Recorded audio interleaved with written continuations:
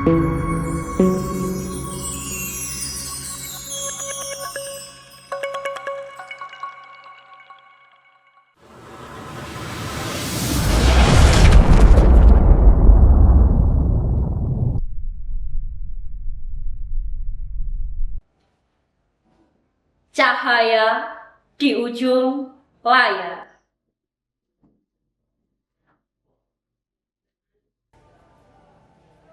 Di balik layar sunyi menyala, terbit cahaya tanpa debu.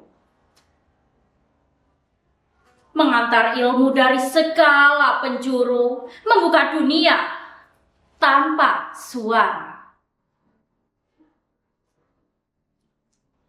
Dalam senyap, ia berbicara tentang harap yang terus tunggu. Di ruang maya yang penuh pelung, kita belajar dengan sukacita. Layar kecil tak sekedar benda. Ia adalah jendela dunia.